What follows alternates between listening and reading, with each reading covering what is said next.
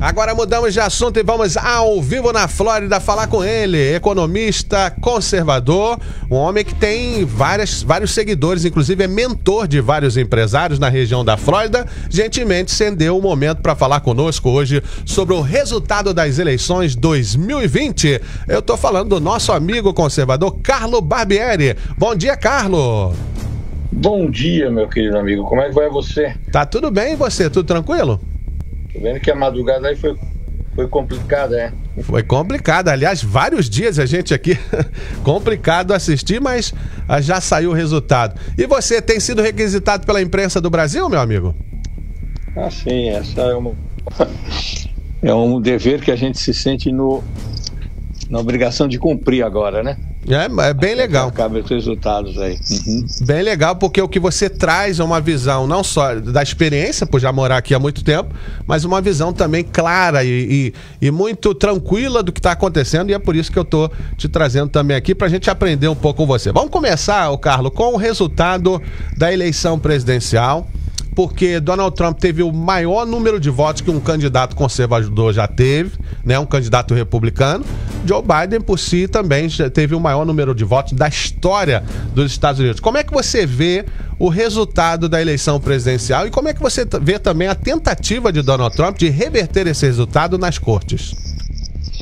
Olha, eu acho que eu vejo com alegria o nível de participação popular. Uhum. A grande característica dos Estados Unidos, em função de não ser o voto obrigatório, era um profundo desinteresse pela política do país, pelos destinos do país, pelas suas convicções e assim sucessivamente. Essa eleição foi um marco, eu acho, na história americana a nível de participação. Realmente, qualquer observador independente vai ter que elogiar essa nova disposição do povo americano de participar em forma proativa do futuro do país. Esse, para mim, é o melhor resultado que a eleição já teve. E as forças se manifestaram durante a eleição, certo? As forças conservadoras, como você bem mencionou, atingiram um nível nunca antes obtido. Particularmente, houve um aumento significativo na votação, tanto das minorias latinas como afrodescendentes. E, por outro lado, há o grande mérito do Partido Democrata ter conseguido unificar a sua legenda em torno de um candidato que, com esse apoio todo, poderá levar avante o que eu estou chamando agora, Faça a América Great Again, com Joe Biden. É interessante porque nós vimos, inclusive, Carlos, vou passar para o próximo tópico, que é o Congresso, que alguns estados, por exemplo, como Nebraska, votaram republicano para o Congresso, né? Tanto Senado como Câmara, mas votaram para Joe Biden. Quer dizer, o povo escolheu a dedo. Inclusive, numa pandemia, essa participação era para ser menor e foi muito maior do que os anos anteriores, muito maior do que o esperado. Agora, como é que você vê o resultado das corridas no Congresso? Porque os republicanos pegaram mais 6 cadeiras, pelo menos, ainda tem outros a serem contados, e também estão conseguindo reter a maioria no Senado, vai depender ainda dos 2 da Geórgia. Será que as ideias conservadoras estão mais vivas do que nunca? Olha, eu acho que esse confronto avivou as forças conservadoras a participarem. E em os senadores republicanos se tornando maioria, eu acho que nós vamos ter um momento importante para estabelecermos uma paz nesse país, certo? Porque nem as teses de se modificar as leis no sentido de termos mais membros na Suprema Corte, ou uma mudança radical na posição dos juízes podem ser levadas avante se a maioria republicana se fizer presente no Senado, e nem as ideias mais radicais de esquerda que se propunham, se esperava que fossem ser implantadas pelo governo Biden, poderão ser aprovados. Então é um equilíbrio muito interessante. E o Biden, como uma pessoa experiente, uma raposa velha da política, eu tenho a convicção de que ele vai conseguir manter um equilíbrio entre a esquerda, que de alguma maneira participou da sua eleição de maneira significativa, e a posição ainda conservadora do Senado e até a própria Câmara, né? que não houve aquela famosa onça azul, certo? Então, como eu falei, eu acho que o Biden tem a grande chance de refazer a América em termos de unidade, de pacificação, de realizações sociais, usando a habilidade e a experiência que ele tem no exercício da função. Você que sintonizou na Rádio Superávit, eu estou conversando com o economista Carlo Barbieri, fazendo uma análise sobre os resultados da eleição 2020.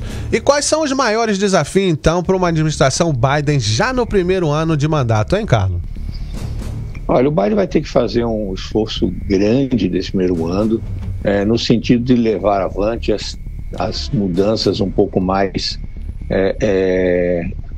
radicais, mas não no sentido pejorativo do termo, que ele se propôs a fazer durante a campanha. Ele não pode cometer o mesmo erro que o Obama fez, de se concentrar apenas na parte da saúde pública, e deve ampliar isso principalmente para tentar encontrar uma solução para os imigrantes indocumentados. Quero crer que ele terá amplo apoio da Câmara e até mesmo do Senado para encontrar uma solução que equalize essa dificuldade das pessoas que estão aqui, que vieram por questões de dependência econômica ou por situação realmente de impossibilidade de sobreviver no seu país.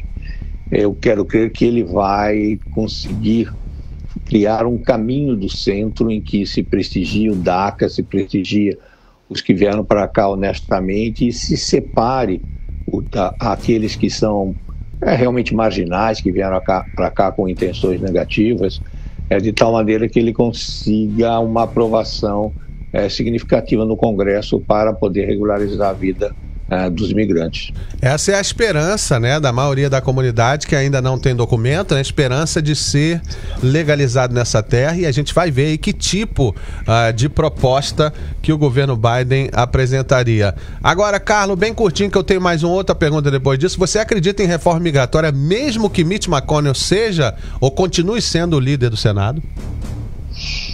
Eu acredito na possibilidade. Eu acho que os republicanos tiveram uma resposta interessante das minorias que pode lhe levar a verificar que é importante unificar a defesa dos menos favorecidos e das minorias através de uma reforma migratória. Agora, eu não estou na cabeça dele, certo? Se eu fosse ele, eu faria.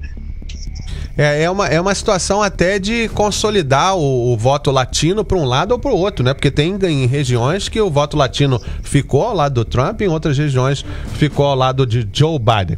Uma última pergunta é o seguinte: você acha que o combate à pandemia pode tirar o oxigênio da administração Biden? Porque se fala muito que um presidente eleito ele tem capital político para gastar, ou seja, aquele mandato que o Biden citou 2 vezes no seu discurso no sábado. Será que a pandemia pode tirar todo o gás inicial de um Congresso renovado? Ou será que a pandemia consegue ser aliada a outros assuntos para se trabalhar ao mesmo tempo? Eu acho que o problema da pandemia e o maior problema que o Biden vai enfrentar é um déficit público extraordinário. Os Estados Unidos está com uma dívida de 27 trilhões de dólares no dia de hoje, certo? Um pouco mais, isso é de sexta-feira para cá aumentou.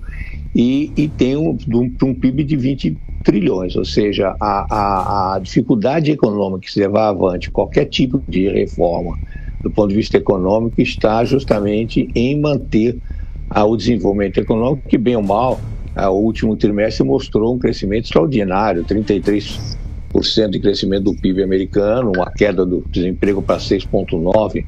Ele não vai poder retroagir na política de crescimento econômico.